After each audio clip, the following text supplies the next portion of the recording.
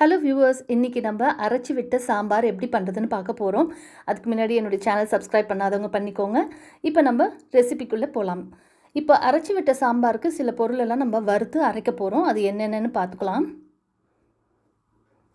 So இதெல்லாம் நீங்கள் ரெடியாக எடுத்து வச்சுக்கிட்டிங்கன்னா, ஒரு பேனில் வந்து கொஞ்சமாக எண்ணெய் ஊற்றிட்டு அதில் கடலைப்பருப்பு, உளுத்தம் பருப்பு ஃபஸ்ட்டு போட்டு நல்லா வறுத்துக்கோங்க.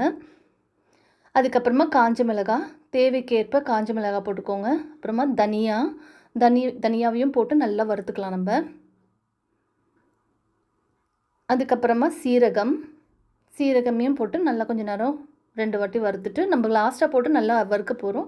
அப்புறமா வெந்தயம், இதையெல்லாம் போட்டு நல்லா வறுத்துக்கோங்க. நல்லா வாசனை வர அளவுக்கு வறுத்தா போதும், ரொம்ப வறுக்கக்கூடாது.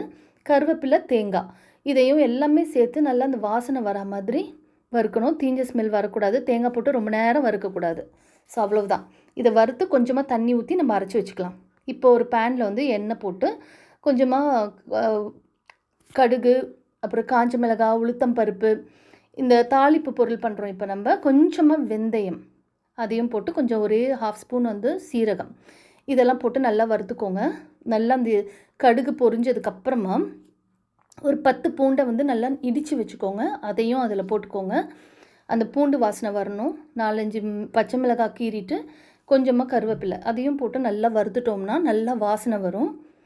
நம்ம தாளிப்பு ரெடி ஆகிடுச்சு. இப்போது 2 வெங்காயம், பெரிய வெங்காயத்தை நான் பொடிசாக கட் பண்ணியிருக்கேன். அது கூட ஒரு 10 சின்ன வெங்காயம் எல்லாத்தையும் ஒன்றா சேர்த்து பொடிசாக கட் பண்ணி வச்சுருக்கேன். அதையும் ஆட் பண்ணி நல்லா கலர் மாறுற வரைக்கும் வறுத்து விட்டுக்கோங்க.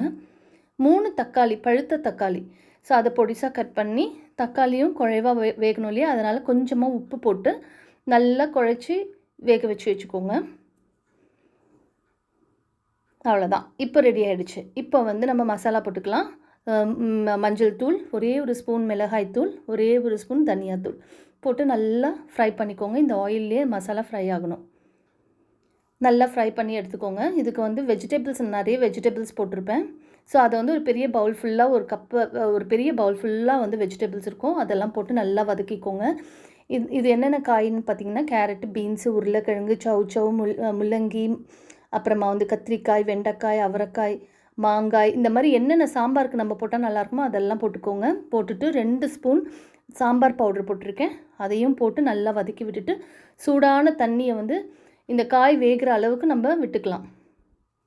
சாம்பாருக்கு எவ்வளோ தேவையோ அந்தளவுக்கு தண்ணி விட்டு நல்லா மூடியை போட்டு உப்பு போட்டு வேக விட்டுடலாம். நம்ம நல்லா வெந்ததுக்கப்புறமா புளி தண்ணியை நல்லா கரைச்சி அதில் ஊற்றிக்கலாம். அதுக்கப்புறம் பருப்பு பார்த்திங்கன்னா 3/4 கப்பு வந்து சாம்பார் பருப்பும் 1/4 கப்பு வந்து பைத்தம் பருப்பும் சேர்த்து 3 டம்ளர் தண்ணி விட்டு வேக வச்சு வச்சுருக்கேன். அதையும் ஊற்றிட்டு அப்புறமா நம்ம அரைச்ச மசாலா இருக்கு இல்லையா, அதையும் அதில் போட்டுடணும்.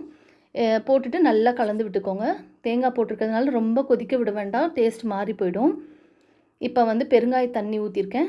அதுவும் கொத்தமல்லி, கருவேப்பிலை போட்டு ஒரே ஒரு கொதி வந்தோன்னே நம்ம அரைச்சி விட்ட சாம்பார் ரெடி ஆகிடும். நீங்கள்லாம் ட்ரை பண்ணி பார்த்துட்டு எப்படி வந்துச்சுன்னு எனக்கு சொல்லுங்கள்.